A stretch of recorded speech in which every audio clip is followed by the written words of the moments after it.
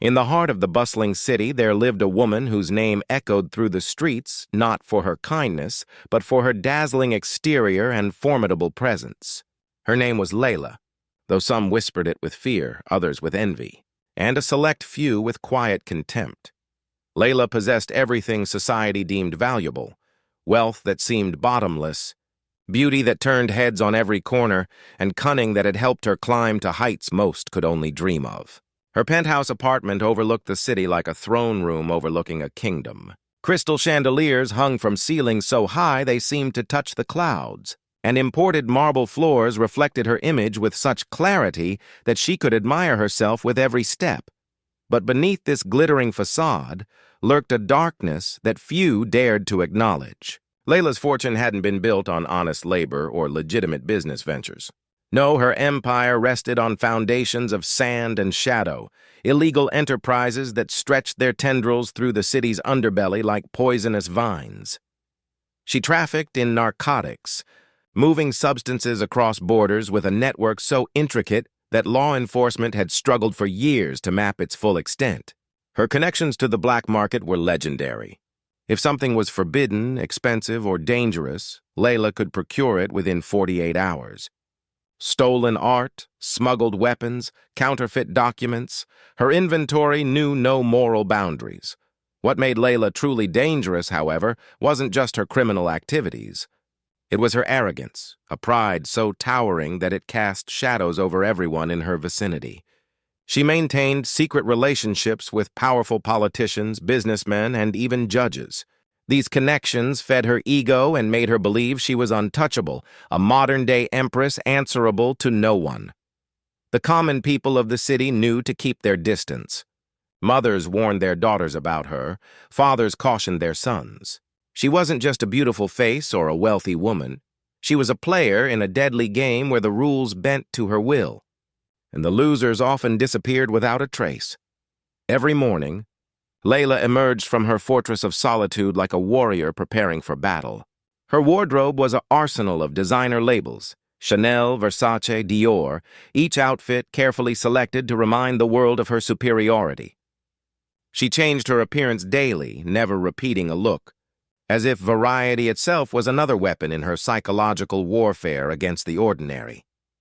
Golden stilettos clicked against pavement with the rhythm of a conqueror's march. Her perfume, a custom blend that cost more per ounce than most families earned in a month, announced her presence before she even entered a room.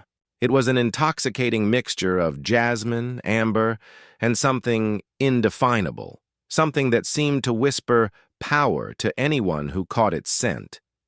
But it wasn't just her appearance that intimidated. Layla took genuine pleasure in demeaning others, especially those she considered beneath her station. Her employees lived in perpetual terror of making even the smallest mistake. A coffee served 2 degrees too cold could result in a public humiliation that would echo through the office for weeks. A report with a minor typo might earn a verbal lashing delivered at such volume that security guards 3 floors away could hear every word. She believed that power and pride were the only currencies that mattered in life. Compassion was weakness. Humility was for those who had nothing to be proud of. In her worldview, the strong devoured the weak, and she intended to remain at the top of the food chain no matter the cost. Her office was decorated to reinforce this philosophy. Instead of inspirational quotes about teamwork or innovation, her walls displayed aphorisms about dominance and victory. "Second place is first loser," read one frame. "Power is not given, it is taken," declared another. Behind her desk hung a massive mirror edged in gold, positioned so that visitors had to look at both Layla and their own reflection simultaneously, a subtle psychological trick that put them at an immediate disadvantage. She hosted lavish parties where the guest list read, like a who's who of the city's elite and infamous. Politicians rubbed shoulders with underworld figures. Judges shared expensive wine with the very criminals they should have been prosecuting. These gatherings weren't celebrations, they were demonstrations of power. Reminders that Layla had woven herself into the fabric of the city so thoroughly that removing her would unravel everything. Yet despite all this power, despite all this wealth and influence, Layla felt an emptiness that she refused to acknowledge. Late at night, when the parties ended and the sycophants went home, she would stand at her penthouse window staring out at the city lights and feel nothing. No satisfaction, no joy, no connection to anything beyond her own reflection in the glass.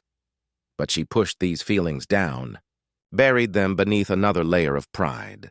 Another acquisition of wealth, another demonstration of power. To acknowledge emptiness would be to admit vulnerability, and vulnerability was the one luxury Layla could not afford. The city itself seemed to bend around her presence. Shop owners straightened their displays when her car approached.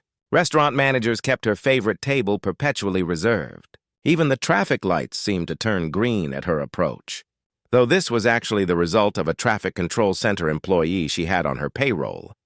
Meanwhile, in a completely different world, one of state dinners and diplomatic negotiations, of policy decisions and national security briefings, President Ibrahim Traoré of Burkina Faso was planning something unusual. Ibrahim was not a typical politician. While many leaders surrounded themselves with luxury and maintained careful distance from their citizens, Ibrahim believed deeply in understanding the reality of his people's lives. He had risen to leadership not through privilege or family connections, but through genuine concern for his nation and its people. He often thought back to his own youth, growing up in modest circumstances, watching his mother stretch a small income to feed 5 children. He remembered the indignity of going to government offices and being treated with contempt by officials who should have been serving the public. Those memories had shaped his approach to leadership. Ibrahim had developed a practice that made his security detail extremely nervous. He would regularly disguise himself in plain clothes and walk among his people. No motorcade, no bodyguards hovering at his elbows, no photographers documenting his every move. Just a man in simple clothes, observing, listening, learning. His advisors had argued against this practice repeatedly. "Mr. President," they would say, "the security risks are unacceptable. What if someone recognizes you? What if you're attacked? What if—" But Ibrahim always cut them off with the same response. "A leader who fears his own people is no leader at all. How can I make policies that affect their daily lives if I don't understand those lives? How can I know if inflation is truly controlled if I never see prices at the market myself?" On this particular day, Ibrahim had decided to visit one of Burkina Faso's largest traditional markets. He wanted to see firsthand how inflation was affecting staple goods, to observe how vendors and customers interacted, to gauge the mood of his people beyond the filtered reports that reached his desk. He dressed in worn khakis and a simple cotton shirt, the kind that any working-class man might wear on a day off. A faded baseball cap completed the disguise. Looking in the mirror, he barely recognized himself. The transformation was so complete that even his wife had done a double take when he emerged from their bedroom. "You're really doing this again?" she had asked, a mixture of exasperation and admiration in her voice. "I have to," he replied simply. "The numbers in reports tell one story. The eyes of my people tell another. I need to see both." His driver, one of the few people who knew about these excursions, dropped him 3 blocks from the market. As Ibrahim walked through the streets, he felt a weight lift from his shoulders. Here no one bowed or scraped. No one carefully measured their words. He was just another citizen, and the freedom of anonymity was intoxicating. The market was a sensory explosion. Vendors called out their wares in a mixture of French and local languages. The smell of fresh bread mixed with spices, grilled meat, and tropical fruits. Children darted between stalls, their laughter cutting through the commercial chaos. Women in brightly colored wraps balanced baskets on their heads with an elegance that defied physics. Ibrahim stopped at a vegetable stall, examining tomatoes and asking their price. The vendor quoted a figure that made his heart sink. It was nearly double what his economic reports had indicated. He purchased a few items, paying cash and engaging in small talk with the seller, who complained about the rising cost of everything. "Transport costs have killed us," the vendor explained. "Fuel prices go up and suddenly everything costs more.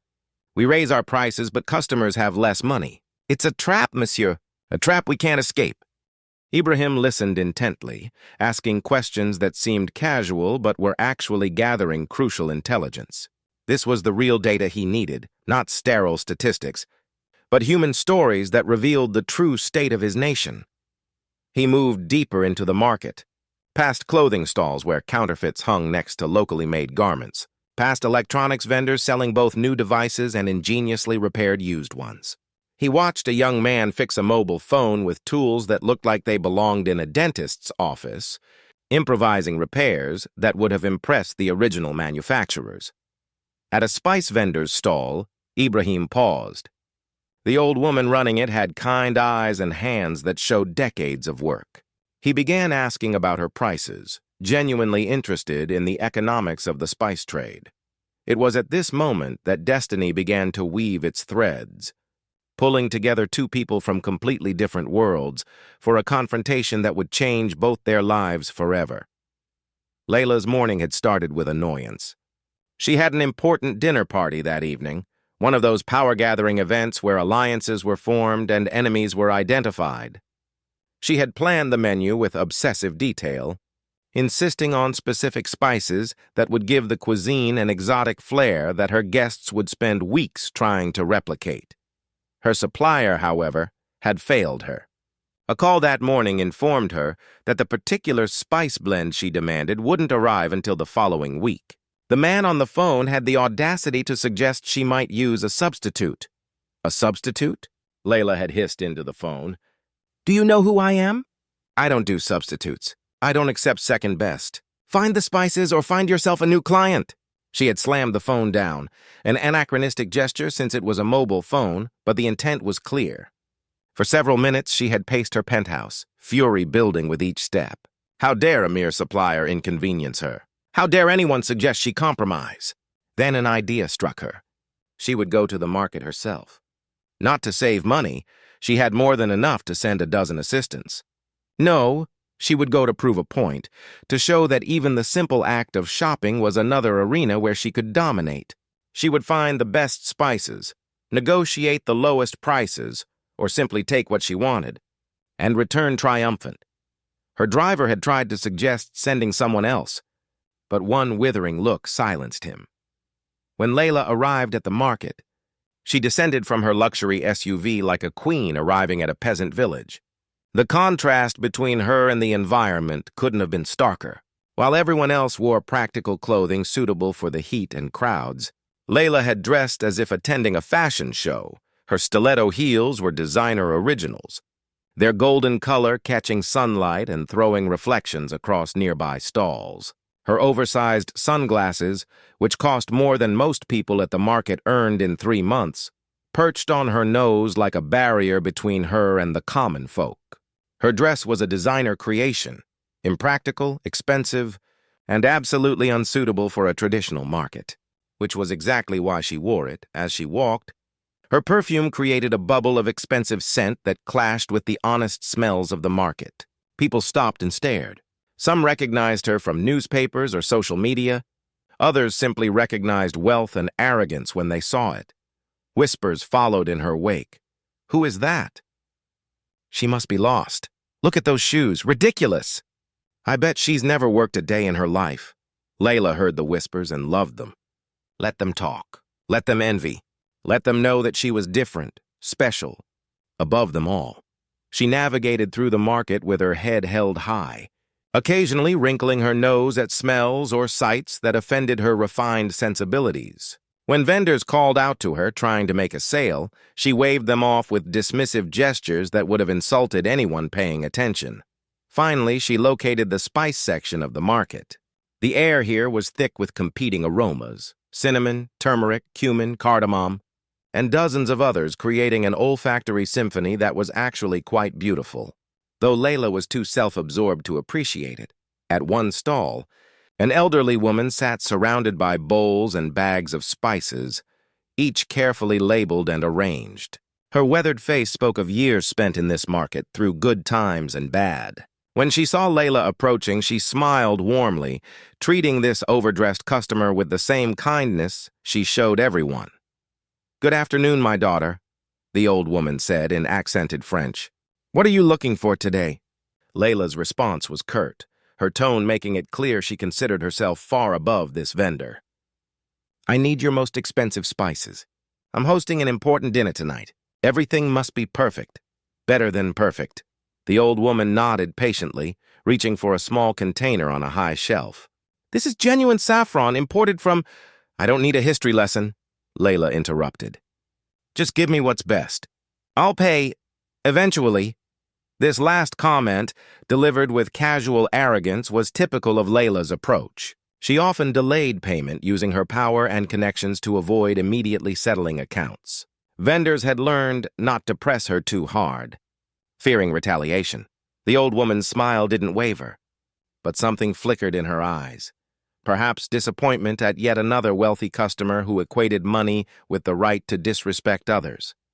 As the vendor began measuring out spices, Layla pulled out her designer purse, a leather creation that cost more than most cars. She held it carelessly, its contents visible to anyone nearby. A thick wad of cash, credit cards, and various expensive items that announced, "I'm wealthy," to everyone who looked.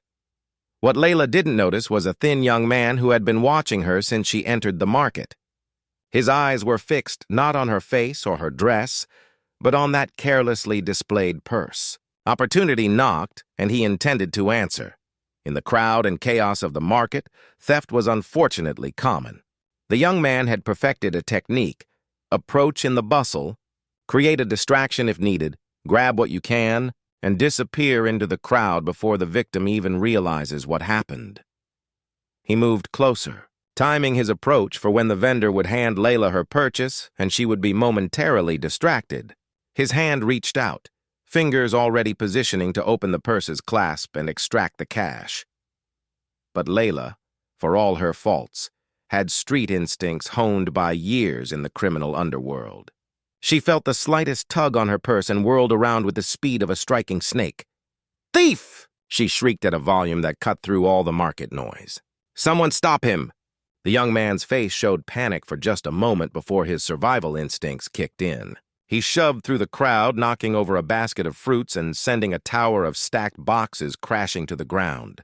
People scattered to avoid being knocked down, and within seconds he had vanished into the maze of market stalls. The commotion drew everyone's attention. Vendors abandoned their posts to see what was happening. Customers crowded around, some trying to help, others just curious about the drama unfolding. And in that crowd, dressed in his plain clothes and worn cap, stood President Ibrahim Traoré. He had watched the entire scene unfold. The arrogant woman with her expensive accessories, the desperate young thief, the near robbery. His instinct was to help, to bring calm to the situation, but he also recognized this as a teaching moment about the desperation that drove people to crime. He moved closer, his expression calm and thoughtful. The old spice vendor was trying to console Layla, patting her arm and assuring her that everything was fine, that this sort of thing happened, that she shouldn't let it ruin her day. But Layla was not interested in consolation. Her pride had been wounded. Someone had dared to try to steal from her of all people. The audacity was beyond comprehension. Her face flushed with anger, and she clutched her purse to her chest as if it might leap away at any moment. Her eyes darted around the gathered crowd, suspicious of everyone. To her paranoid mind, anyone could be an accomplice. Anyone could be another thief. She was surrounded by potential enemies. It was at this moment that Ibrahim Traoré made his fateful decision to intervene. Ibrahim had been observing the situation with the practiced eye of someone who had spent years, analyzing human behavior and social dynamics. He saw several things simultaneously. A woman whose pride had been wounded, a market full of honest people now under unfair suspicion, and an opportunity to help diffuse a tense situation. He noticed that the old spice vendor had packaged Layla's purchase into a metal tin that looked reasonably heavy. Layla was juggling this tin, her oversized purse, and her wounded dignity all at once. To Ibrahim's eyes, she looked unstable, likely to drop everything if she didn't calm down. His intention was purely helpful.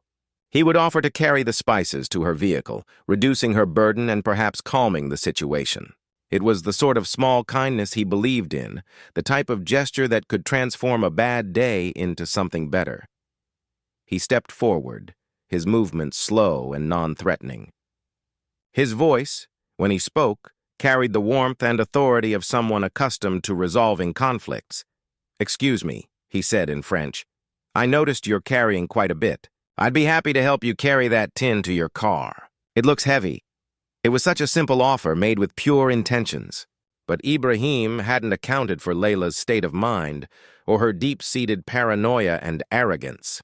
Layla's head snapped toward this new voice. She saw a man in plain, slightly worn clothes, exactly the type of person she had been trained by her criminal lifestyle to suspect. In her mind, this wasn't a good Samaritan. This was another opportunist, probably working with the first thief, trying a different approach to separate her from her belongings.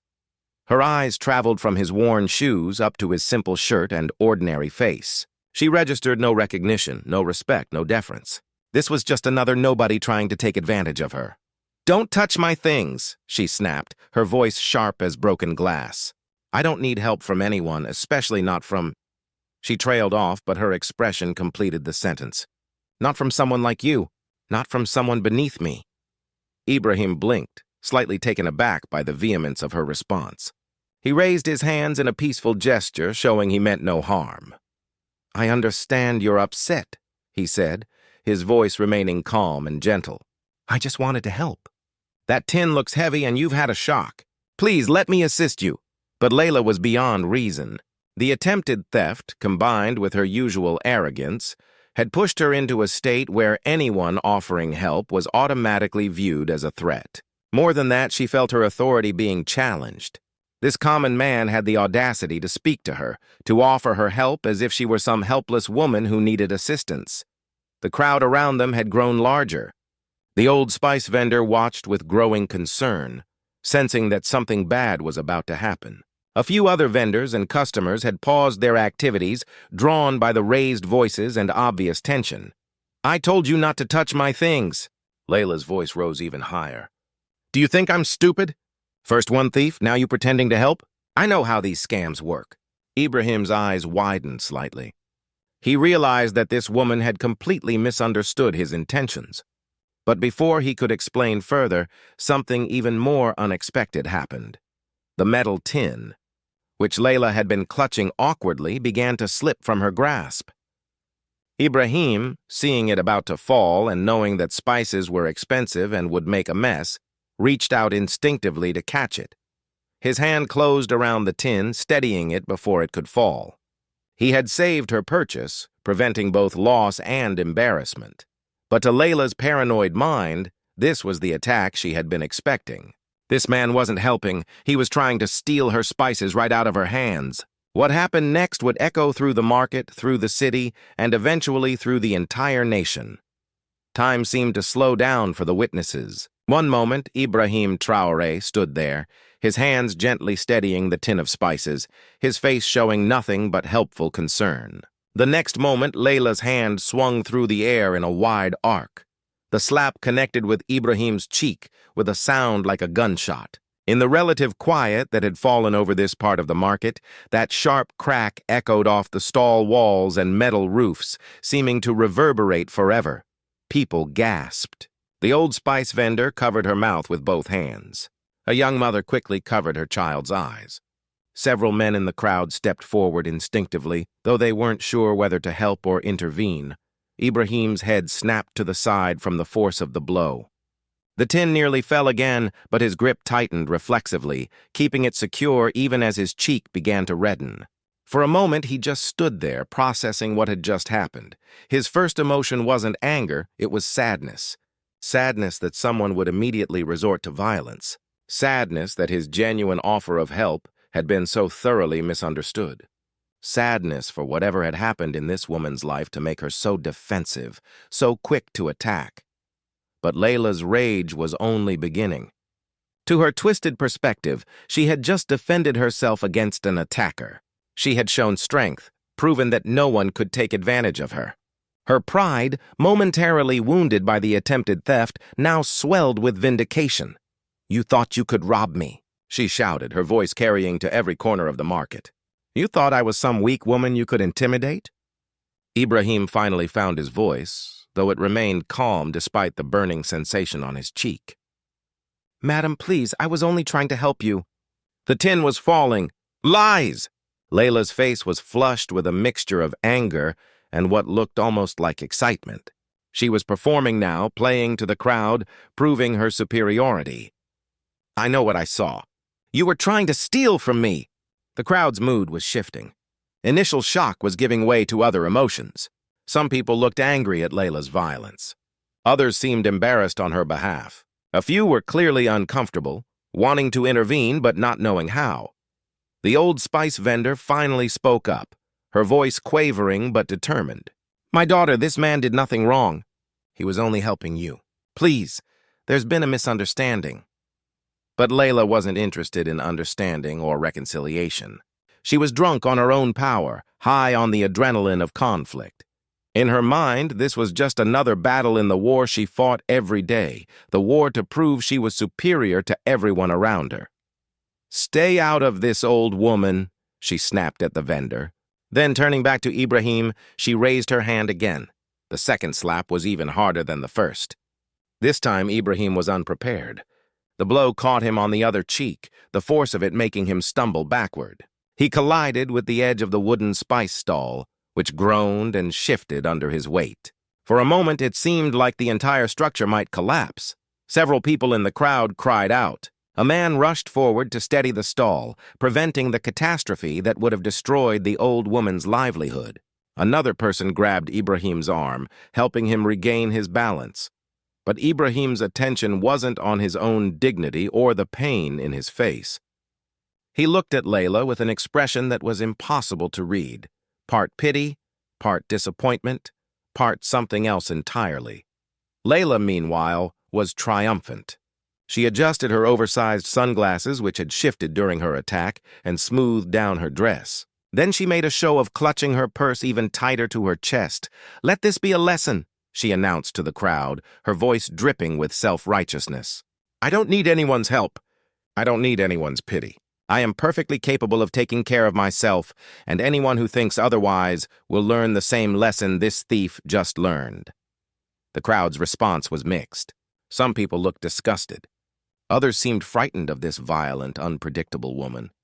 A few young people recorded the scene on their phones, though Layla was too absorbed in her victory to notice. Ibrahim slowly straightened up, brushing dust from his shirt. The red marks on both his cheeks were clearly visible now, and they would darken into bruises over the coming hours.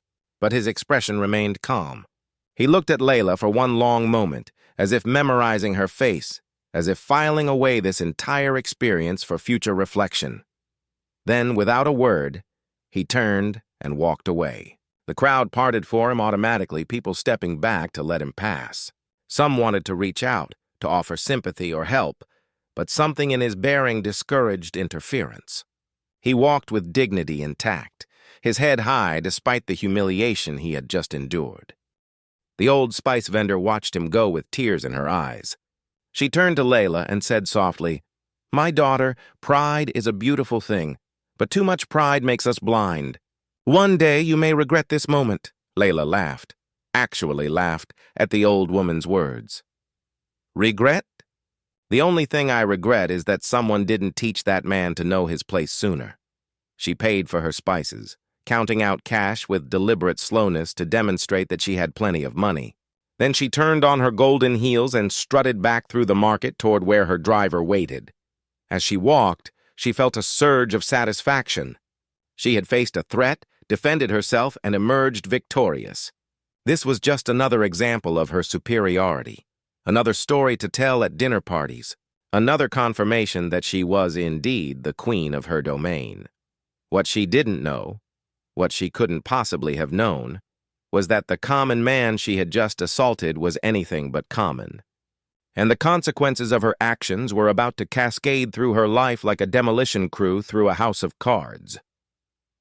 Ibrahim's driver was waiting 3 blocks away as planned.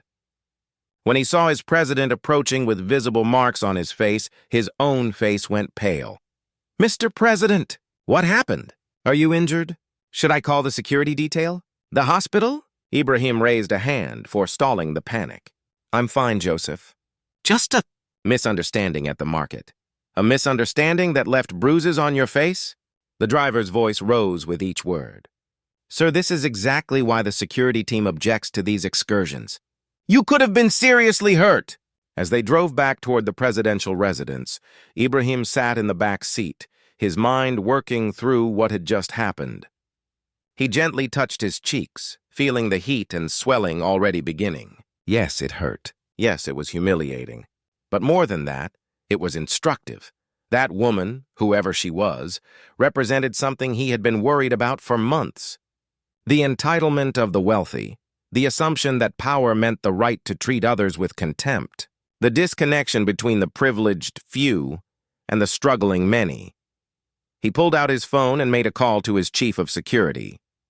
I need you to investigate something, he said quietly. I want to know everything about a woman who was at the Central Market today. Probably in her 30s, wealthy, drove an expensive SUV, dressed completely inappropriately for market shopping. I want to know who she is, what she does, and... He paused.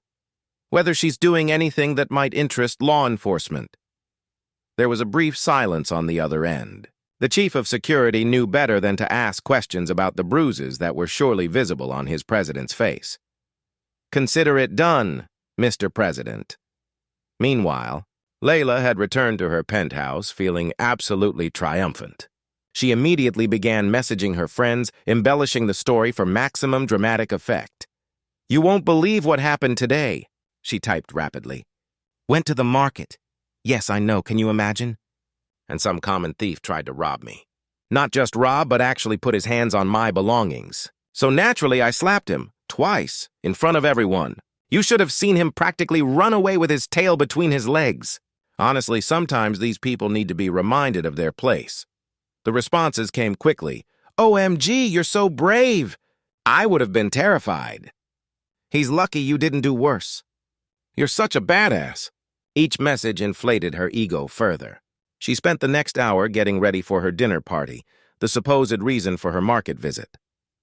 As she applied her makeup, carefully choosing an especially dramatic look, she smiled at her reflection. That's what happens when people forget who they're dealing with, she said to herself. A little reminder never hurts. The dinner party that evening was exactly as Layla had planned. Excessive, impressive, and designed to make her guests feel simultaneously privileged to be there and inferior to their host. Politicians mingled with business leaders. A few questionable characters who were definitely not on anyone's official guest list circulated with champagne glasses in hand. Layla held court in the center of it all, telling and retelling her market story to anyone who would listen. With each retelling, the would-be thief became more threatening. Her response more heroic, the cowering of the attacker more dramatic. What she didn't notice was that one of her guests, a mid-level government official, had become very quiet after hearing her story. He had received a phone call just before dinner, a very specific inquiry from a very high authority, asking about a woman who matched Layla's description exactly. The official's mind was working rapidly, connecting dots, and he was beginning to feel very uncomfortable about being at this party at all. As the evening wound down and guests began to leave, Layla felt completely satisfied with herself. She had hosted a perfect party, told a perfect story about her own courage and superiority, and reinforced her position at the top of the city's social hierarchy. She had no idea that across the city, in a modest office, President Ibrahim Traoré was reading a preliminary report about her that was far from perfect.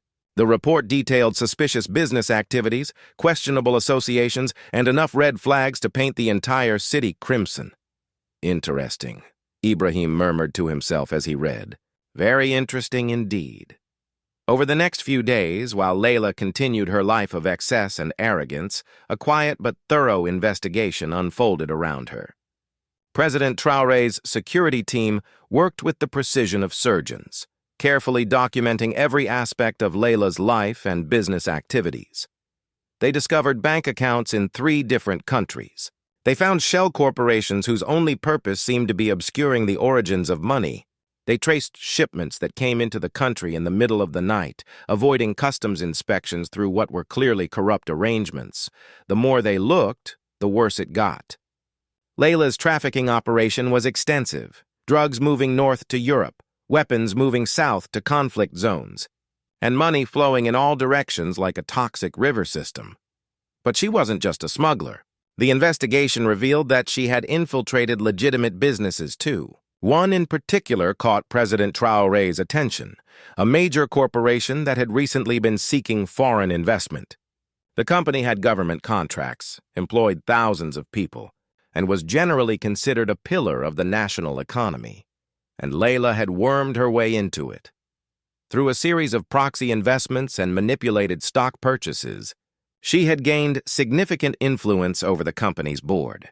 She was laundering money through legitimate business operations, using the company's good reputation to shield her criminal activities. "This is bigger than I thought," President Traoré said to his chief of staff during a private meeting. "She's not just a common criminal. She's a cancer that's metastasized into legitimate business. What do you want to do, Mr. President?" Ibrahim was silent for a long moment, his fingers unconsciously touching his cheeks where the bruises had faded but were still slightly visible. "I want justice," he said finally. "But more than that, I want to send a message. In this country, no one, and I mean no one, is above the law.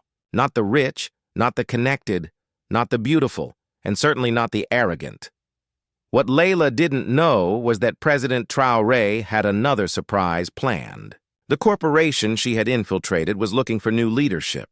The previous CEO had resigned under mysterious circumstances that the investigation suggested might have been engineered by Layla herself to increase her control. The board had been searching for a new chief executive officer, someone with the integrity and vision to guide the company forward. They had been considering several candidates, none of whom felt quite right. Then they received an unexpected call from the presidential office. The president himself? The board chairman had stammered into his phone. "He wants to, what? Take an active role in our company?"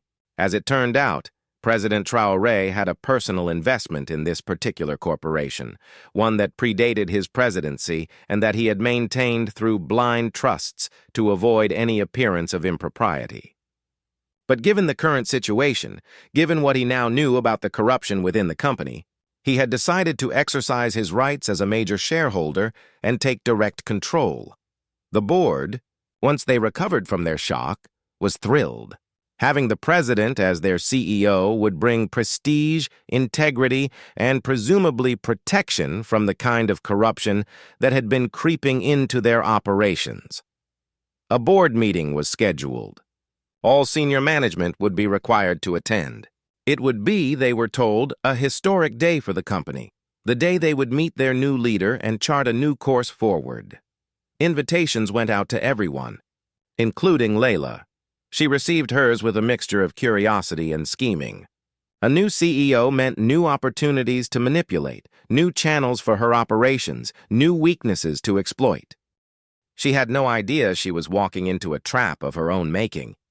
The morning of the board meeting, Layla spent extra time on her appearance. This was a crucial opportunity. The new CEO would need to be impressed, cultivated, possibly compromised. She needed to be at her most dazzling. She chose a crimson dress that hugged every curve, paired with jewelry that could have funded a small hospital. Her makeup was flawless, her hair styled by a professional who had come to her penthouse at dawn. Her signature golden stilettos completed the outfit, announcing her arrival with that distinctive click-click-click that she loved so much. As her driver navigated through morning traffic, Layla rehearsed her strategy. She would be charming but not obsequious, impressive but not threatening, beautiful but professional. She imagined the new CEO, probably some foreign investor or perhaps a business school graduate who could be easily manipulated. When she arrived at the corporate headquarters, the atmosphere felt different. There was an electricity in the air, an anticipation that went beyond the normal nervousness of a leadership transition. Security had been increased. She noticed several men in dark, suits with earpieces stationed at various points throughout the building. Probably just extra precaution with a new executive. She thought dismissively. The receptionist greeted her with what seemed like unusual attention. "Good morning, Ms. Layla. The meeting will begin shortly." Please proceed to the main conference room. Layla swept past, her perfume trail announcing her passage through the halls. Other employees watched her go with expressions she couldn't quite read. If she had been more perceptive, she might have noticed fear, anticipation, even a hint of satisfaction in their eyes. The conference room was already filling up when she arrived. Board members chatted nervously among themselves. Senior managers reviewed notes. Everyone seemed on edge, though Layla attributed this to the natural anxiety of meeting new leadership.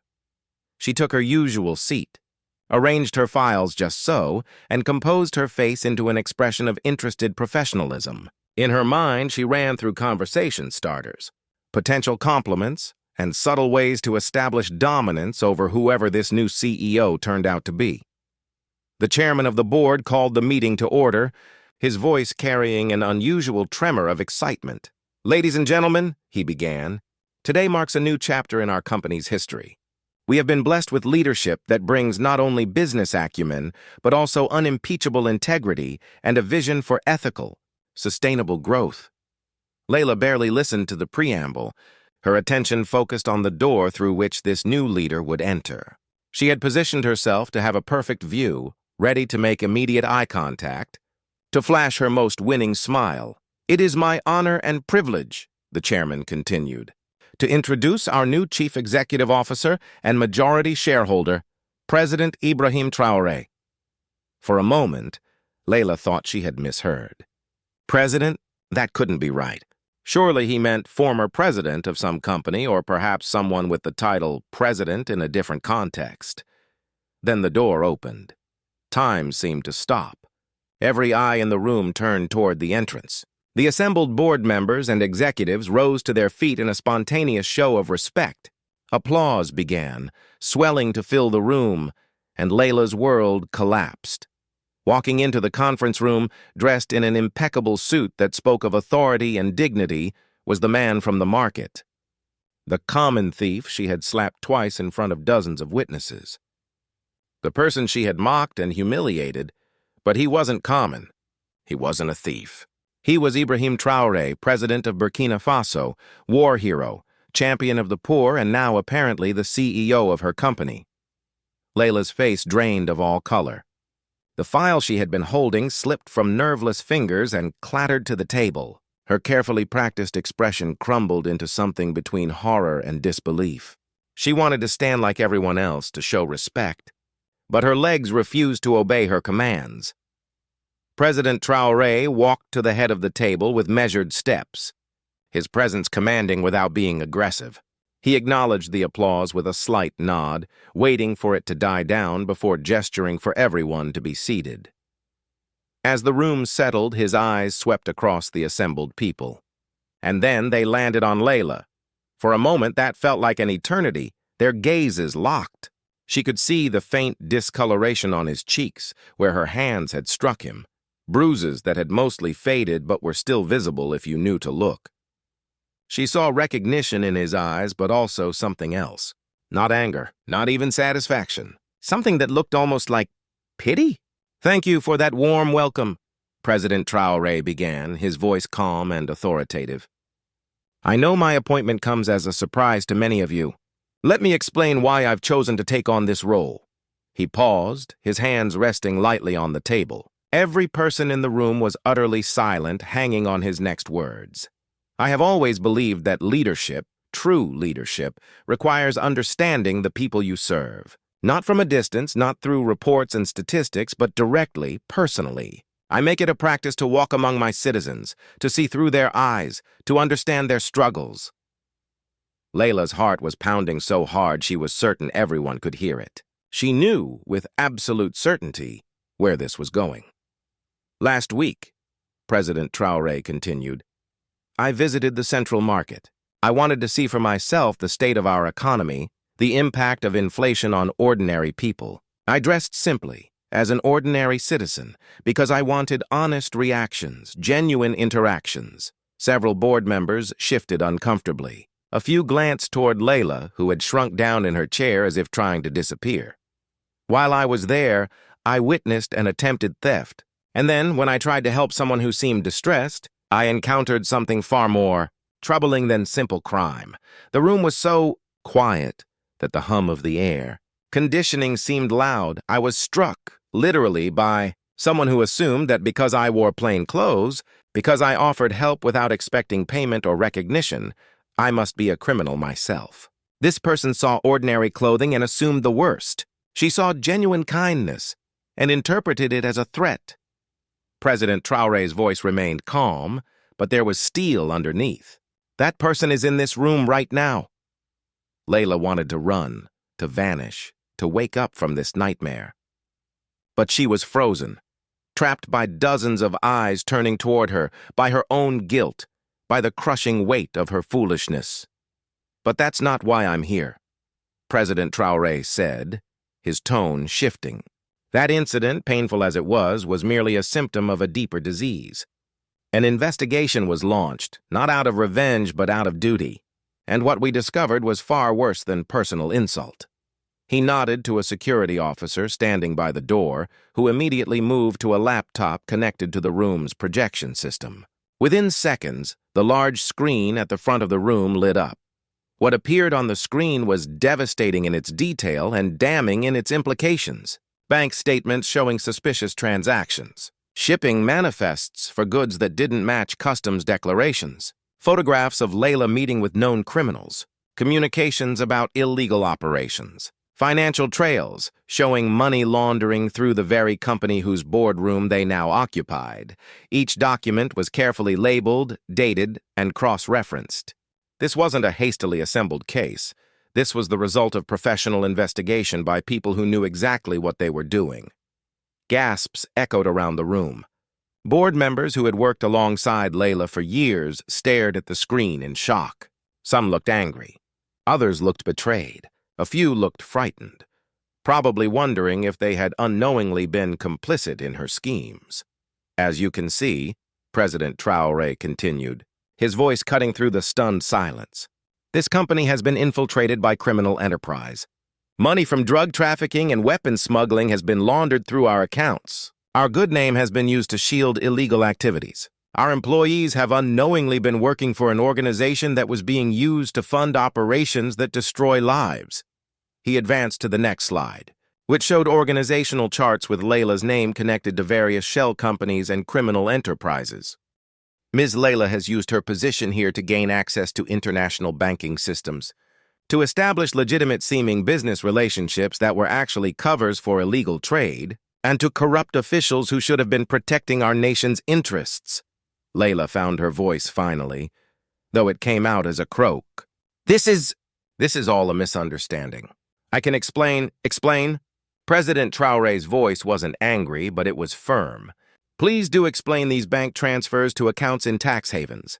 Explain these shipping records that show goods being moved in the middle of the night without proper documentation. Explain why you have been photographed meeting with individuals whom our intelligence services have been tracking for years. He advanced through several more slides, each one another nail in the coffin of her denials. The evidence was overwhelming, incontrovertible. There was no explanation that could explain it away, no excuse that would hold water.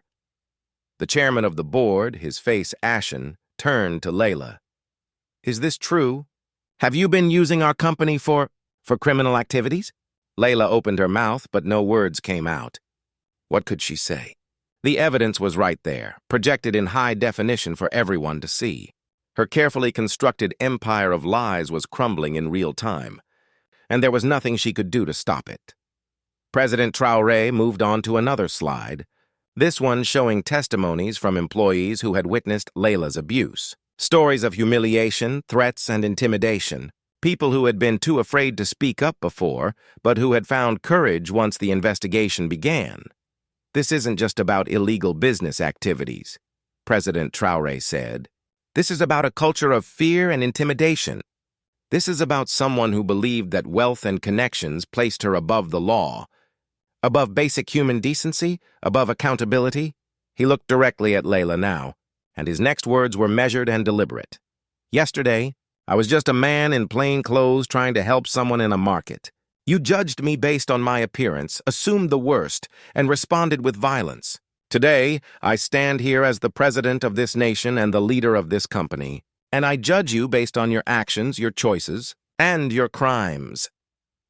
The weight of his words pressed down on the room like a physical force. Several people had tears in their eyes. Whether from anger, sadness, or relief, it was hard to tell. President Traoré signaled to the security officers stationed around the room.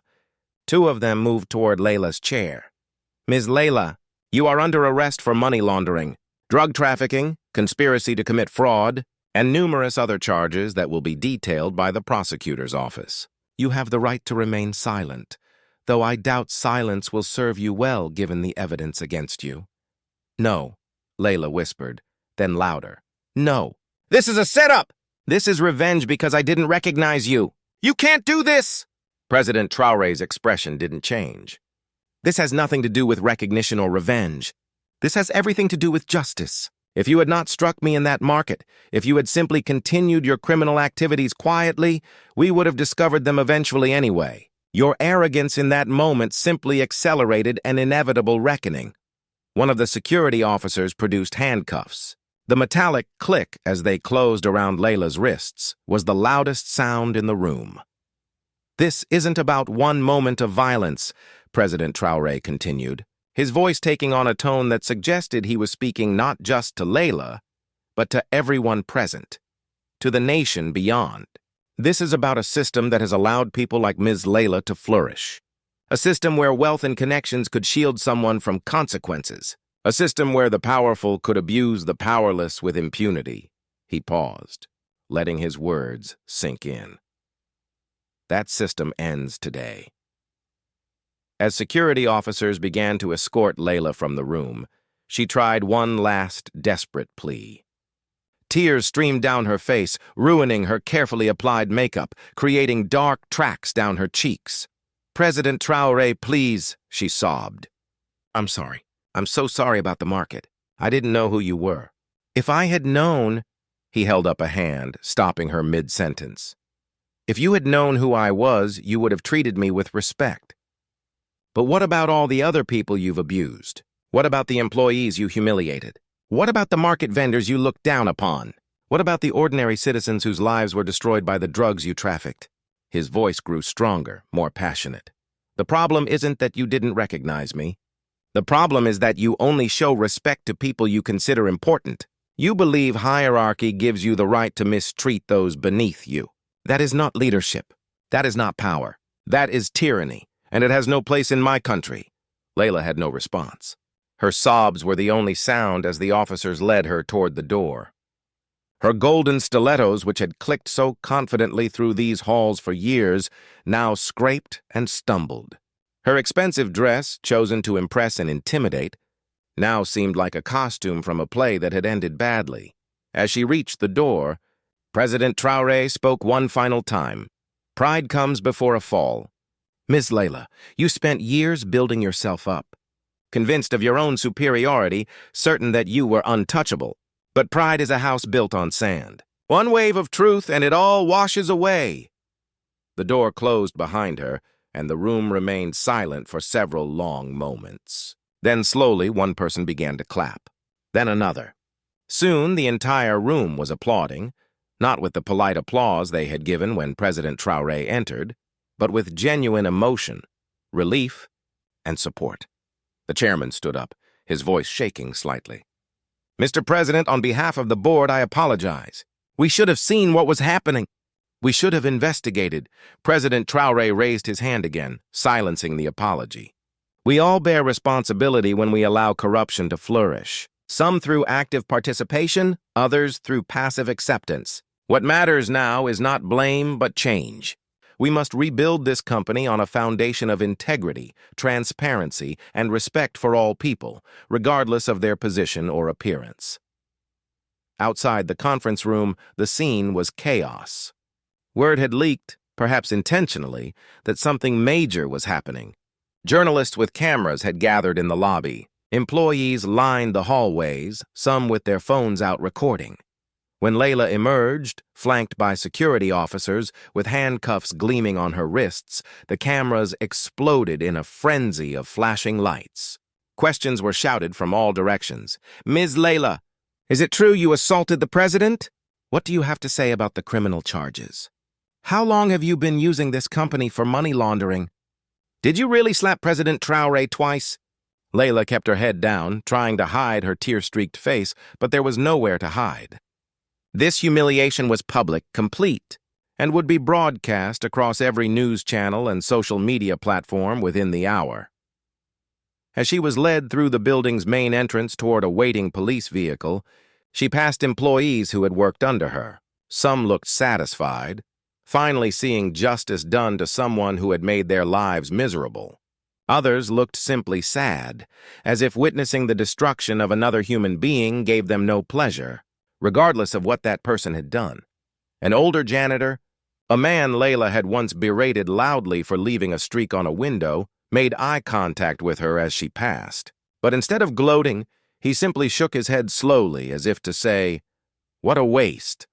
The police vehicle was parked just outside, its lights silently rotating, painting the scene in alternating red and blue. As the officers opened the back door and prepared to help Layla inside, she turned and looked back at the building. This was where she had wielded power, where she had felt invincible, where she had believed herself to be the queen of her domain. Now it would forever be the place of her downfall, the scene of her ultimate humiliation. The door closed behind her with a solid thunk. Through the window, she could see the crowd of journalists, employees, and curious onlookers, all of them watching her fall, all of them witnessing the end of her reign. By evening, the story had gone viral. News channels ran constant coverage with headlines like, "President assaulted by corporate criminal," "Arrogance meets justice," and "The market slap that exposed a criminal empire." The footage from the market, recorded by bystanders on their phones, had been found and was being played on loop. Citizens could watch Layla in all her arrogant glory, striking a man who had only tried to help. They could see the pride in her posture, the contempt in her expression, the complete absence of remorse. Then, in split screen, they could see her being led out of the corporate headquarters in handcuffs, her makeup ruined, her dignity shattered, her empire fallen. Social media exploded with commentary. Hashtags like "There's Pride Before Fall" and "Wish Justice for All" trended nationally and began to gain international attention. People shared their own stories of mistreatment by the wealthy and powerful, of humiliations endured, of justice too long delayed. But President Traoré's office had been careful to frame the narrative correctly. This wasn't about revenge or personal vendetta. In a nationally televised address that evening, the president spoke directly to the people. "My fellow citizens, today you have seen something that might seem like a personal matter, a case of someone who assaulted the president. But I want to be very clear. This is not about me. This is about us, about our nation, about the kind of society we want to build together. Yes, I was struck in the market. Yes, it was humiliating and painful. But I have been in wars. I have faced far greater dangers. A slap hurts, but injustice hurts more. What truly troubled me wasn't the physical assault. It was what that assault represented. It represented a mindset where some people believe they are superior to others, where wealth justifies cruelty, where power means you don't have to treat others with basic dignity and respect. That mindset is more dangerous to our nation than any foreign threat, any economic crisis, any natural disaster. The investigation that uncovered Ms. Layla's crimes was not launched because of what happened to me. It was launched because that incident revealed a pattern of behavior that suggested deeper problems. And what we found was worse than we imagined. Not just personal arrogance, but systematic criminality that was poisoning our economy and our society. Today's arrests are not the end of this process. They are the beginning. We will investigate every connection, every corrupt official, every business that has been tainted by illegal activities. We will root out this cancer wherever it has spread, but more than that, we will rebuild. We will create systems where merit matters more than connections, where respect is given to all people regardless of their station, where the law applies equally to everyone, from the poorest street vendor to the wealthiest business owner, from the newest employee to the president himself. I walk among you in plain clothes, not because I want to spy or entrap anyone. I do it because I believe a leader must understand the people he serves. And what I have learned is that most of you are honest, hard-working, and deserve better than you have been given. Today is a down payment on that promise of better. There will be more to come. The speech resonated deeply. In homes and cafes, on street corners, and in offices, people discussed what had happened. Many expressed satisfaction that finally someone powerful was being held accountable. Others expressed hope that this represented a real change, not just a temporary moment. In the market where it had all begun, the old spice vendor was interviewed by multiple news outlets. She spoke with the wisdom of age and experience. I told that woman pride makes us blind. She didn't listen. Maybe now she will learn, though the lesson came at a high price. But I'll tell you this. That man who she struck, he never lost his dignity. Even when she hit him, he stayed calm. That's real strength. That's real power. Not the kind you buy with money or enforce with violence, but the kind that comes from knowing who you are and standing for what's right. In a small cell at the National Detention Facility, Layla sat on a narrow bed, still wearing her now wrinkled crimson dress, her golden stilettos discarded in the corner. The contrast between this concrete room and her penthouse couldn't have been starker.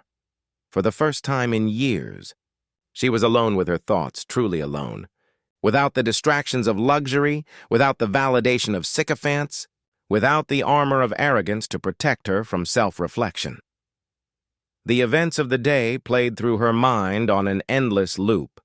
The confidence with which she had walked into that board meeting, the shock of seeing President Traoré's face, the horror of watching her crimes exposed in front of everyone, the humiliation of being handcuffed and led away like a common criminal.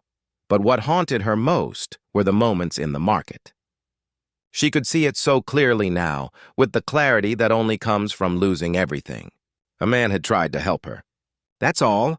Just a simple act of kindness from one human to another, and she had responded with violence. Why? Not because he was actually threatening her, not because he had done anything wrong, but because in her twisted worldview, someone dressed simply, someone who appeared ordinary, couldn't possibly have good intentions toward someone like her. She had judged him based on his clothes, his appearance, his perceived social status. She had assumed superiority based on nothing but her own vanity. And in that moment of prideful blindness, she had assaulted the president of her nation. But even that wasn't what truly shamed her now. What shamed her was the realization that she would have done the same thing to anyone. It wasn't about Ibrahim Traoré being disguised as a common man. It was about Layla being the kind of person who would strike anyone she considered beneath her. How many people had she hurt over the years? How many employees had gone home crying after one of her public humiliations? How many vendors had struggled financially because she refused to pay on time? How many lives had been destroyed by the drugs she trafficked, by the weapons she smuggled, by the corruption she spread?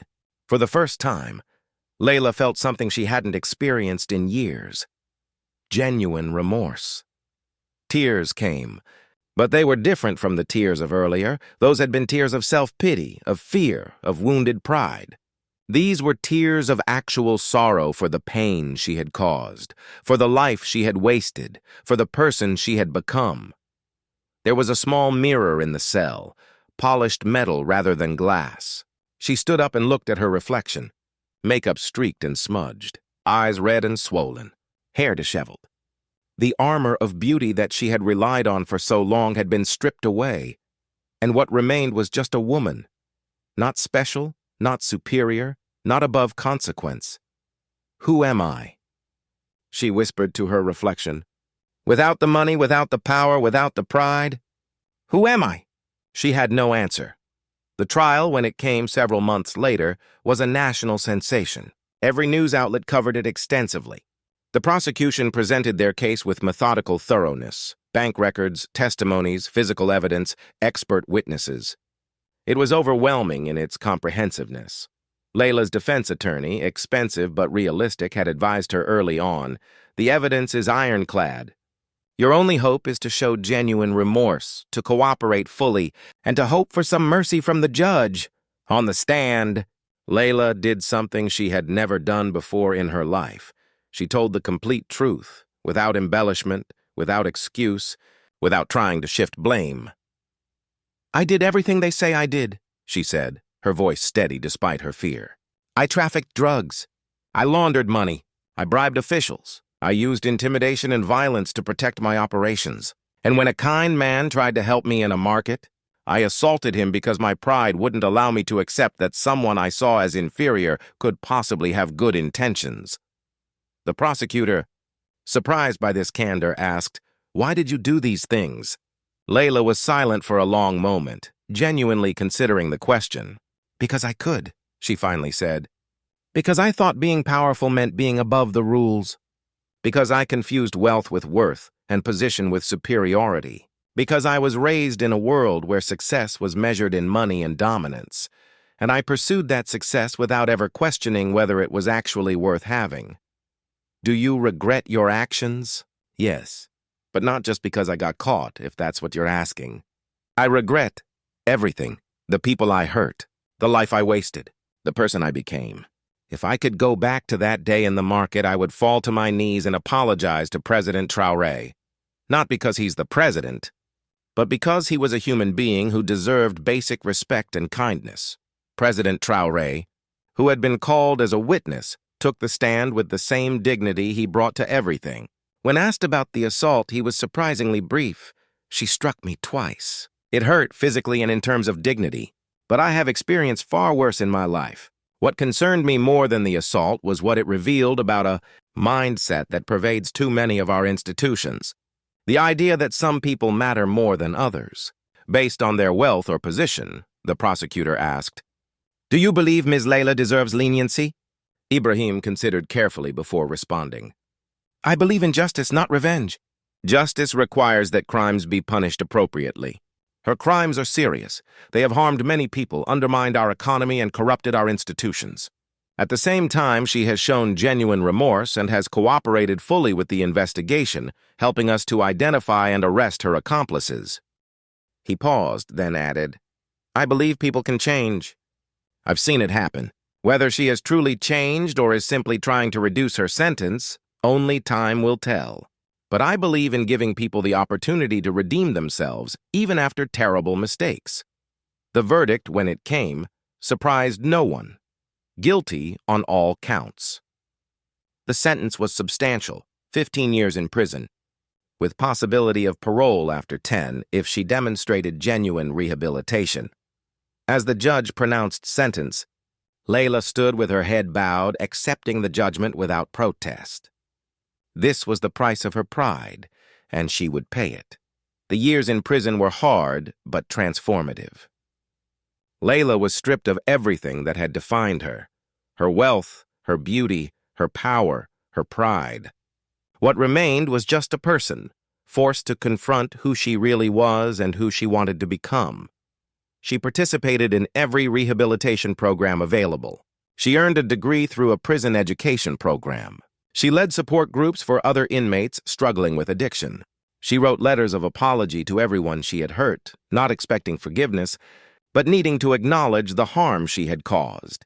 And she volunteered to speak at schools and community centers, sharing her story as a cautionary tale. Via video link from prison, she would tell young people about her rise and fall, about how pride and arrogance had led her down a path that destroyed not just her own life, but the lives of countless others.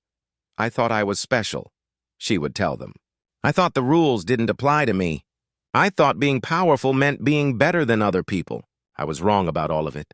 Real strength isn't about dominating others, it's about lifting them up. Real power isn't about what you can take, it's about what you can give. And real worth isn't measured by what you own. It's measured by how you treat people when you have nothing to gain from being kind." After 8 years, she came up for parole. The hearing was quiet, without media fanfare. Layla presented herself honestly, acknowledging her crimes without excuse, explaining the work she had done to change, accepting that she might not be granted release. The parole board deliberated for hours. When they finally announced their decision, parole granted with strict conditions and continued supervision, Layla wept with gratitude. On the day of her release, a small crowd gathered outside the prison. Some were journalists, others were people whose lives had been affected by her crimes.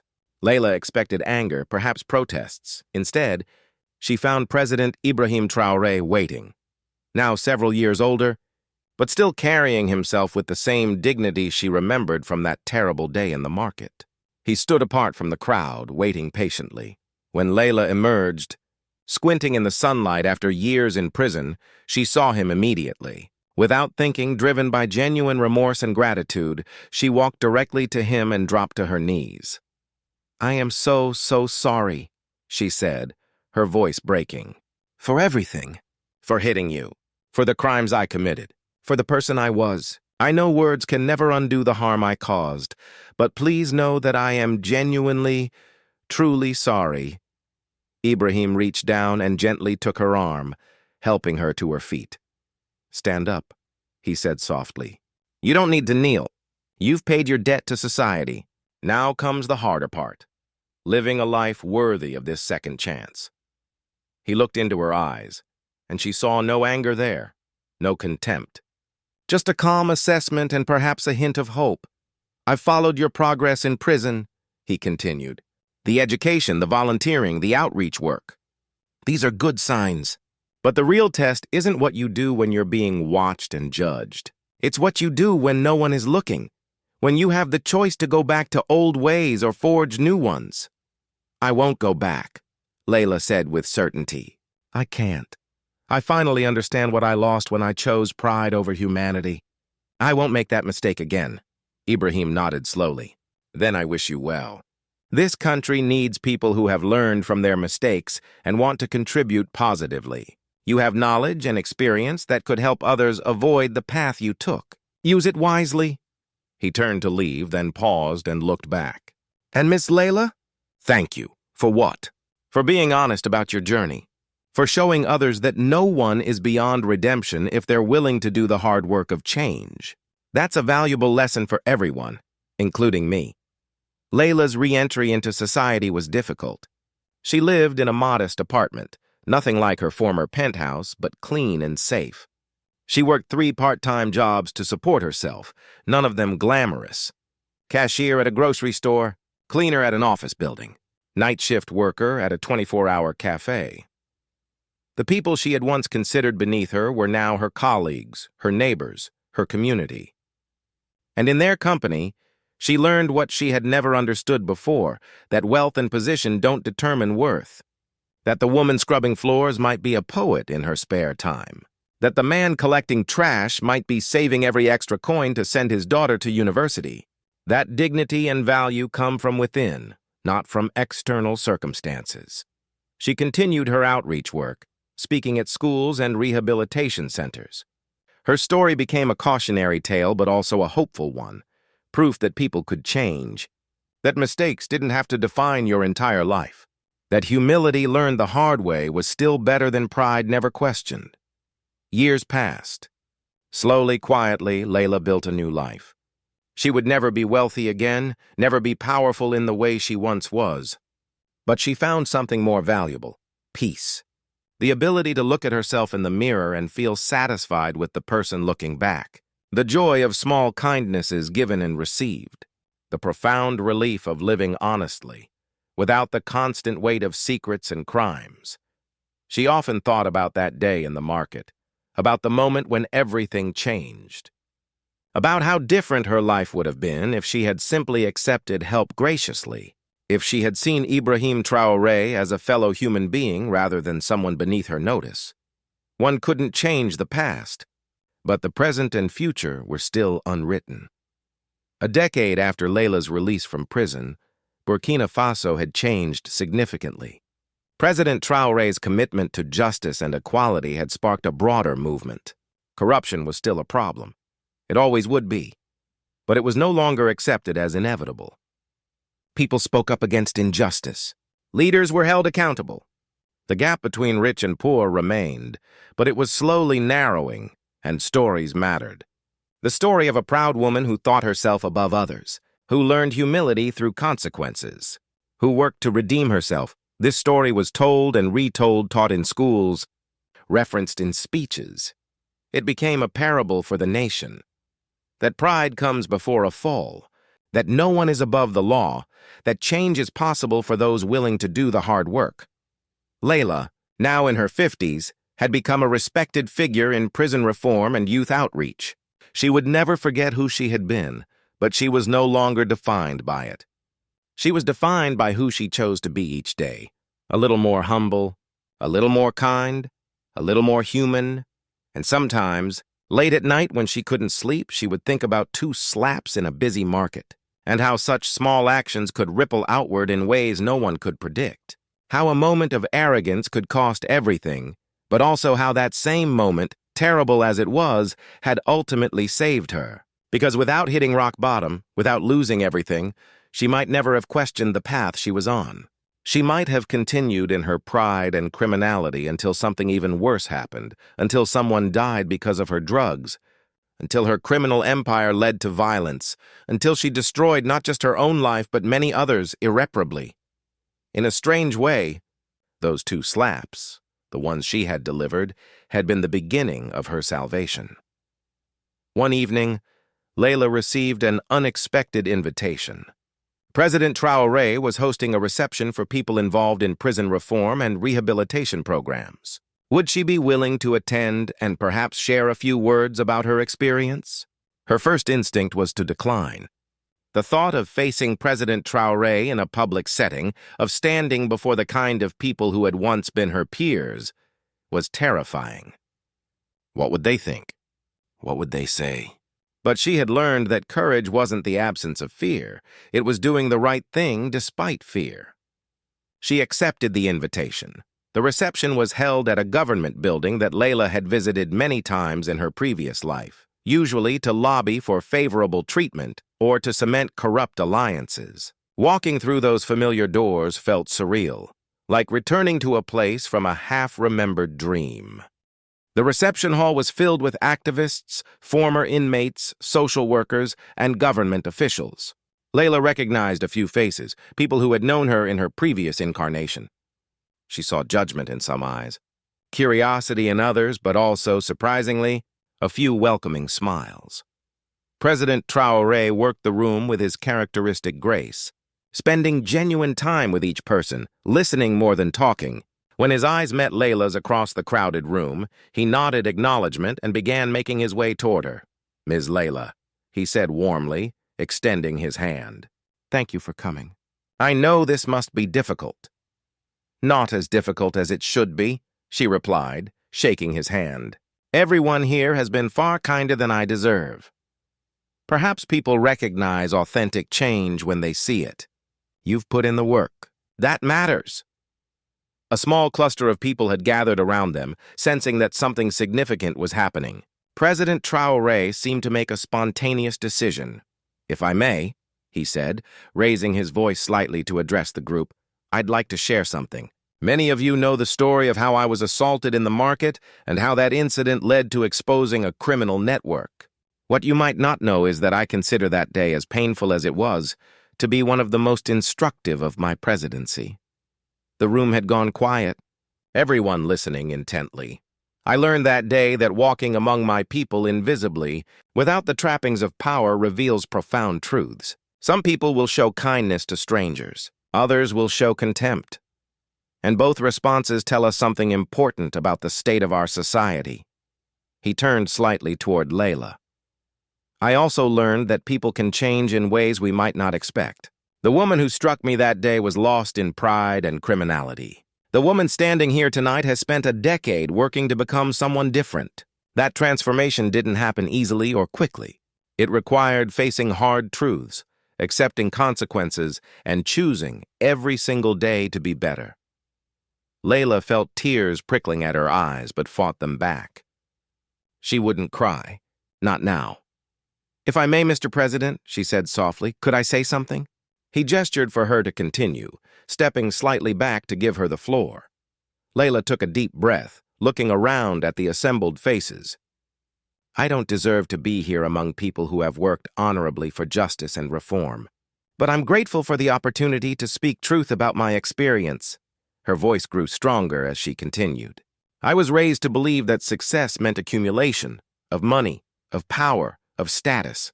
I learned to measure my worth by how much I had and how much others didn't. That worldview led me to crimes that hurt people I'll never meet, and some I knew personally. It led me to treat human beings as obstacles or tools rather than as people with inherent dignity. She paused, making eye contact with President Traoré. When I struck President Traoré in that market, I didn't know who he was. But that's not actually the point. The point is that I didn't care who he was. To me, he was just someone I perceived as beneath me, and therefore someone I could abuse without consequence. The room was absolutely silent. I was wrong, not just about him, but about everything. About what matters in life, about what makes someone worthy of respect, about what real power looks like. Real power isn't the ability to hurt others, it's the ability to help them. Real strength isn't dominating people, it's lifting them up. Real success isn't what you accumulate, it's what you contribute. She looked around the room again, her gaze settling on a young woman she recognized from the prison education program. If my story can help even one person avoid the path I took, if it can remind one person that pride and arrogance lead only to destruction, then maybe some good can come from the terrible things I did. When she finished, there was a moment of silence. Then someone began to clap. Then another. Soon the entire room was applauding, not for who she had been, but for the courage it took to speak truth about her failures. President Traoré stepped forward again. "This is what redemption looks like," he said to the room. Not erasing the past, not denying what happened, but acknowledging it fully and choosing to build something better from the ruins. This is what I want for our nation. A society where mistakes don't permanently define people, where consequences are real, but so is the possibility of change. After the reception, as people mingled and conversations continued, Layla found herself talking with the young woman from the prison program, Amara, who had been serving time for theft when Layla had mentored her. "You changed my life," Amara said quietly. "When you first showed up at our education class, I thought you were just another rich person doing charity for show. But then I heard your story, really heard it, and I realized that if someone like you, someone who had everything and threw it all away, could change, then maybe I could too." "What are you doing now?" Layla asked. "I'm in university, studying social work. I want to work with at-risk youth, help them avoid the choices I made. And it's because of what you taught me that it's never too late to change direction, that our past doesn't have to determine our future." Layla felt a warmth spread through her chest, a feeling she barely recognized. It took her a moment to identify it, pride. But not the toxic, destructive pride of her past. This was different. A quiet satisfaction in knowing that her painful journey had helped someone else avoid similar pain. "I'm proud of you," Layla said, meaning it completely. "You took your second chance and you're building something meaningful with it." That's everything. As the evening wound down and guests began to leave, Layla found herself once again face to face with President Traoré, this time in a quieter corner of the room. "Thank you," she said simply, "for this opportunity, for your forgiveness, even though I didn't deserve it, for showing me and everyone that justice and mercy don't have to be opposites." Ibrahim smiled slightly. "I never forgot what that old spice vendor said that day in the market. Do you remember her?" "I do. She tried to calm me down, tried to make me see reason. I dismissed her. She said that pride makes us blind." She was right. But the reverse is also true. Humility helps us see clearly. "You see clearly now. Use that vision to help others." They shook hands again. And this time it felt like a true meeting of equals. Not president and former criminal, not victim and perpetrator, but two human beings who had both learned important lessons about power, pride, and redemption. As Layla left the reception and walked through the evening streets toward her modest apartment, she passed by the very market where everything had changed. It was closed now, the stalls shuttered, the crowds gone. But she could almost see it as it had been that day. The colors, the noise, the chaos, and she could see herself, strutting through in her golden stilettos and designer dress, so certain of her superiority, so blind to the truth. She could see President Traoré in his plain clothes, offering help with genuine kindness. She could see her hand rising, falling, the shock on the faces around her. It felt like watching a stranger, someone she had once been but no longer was.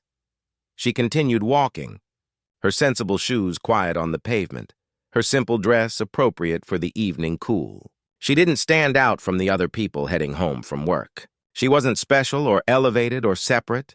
She was just human. Just another person trying to live right, to do better, to leave the world a little better than she found it.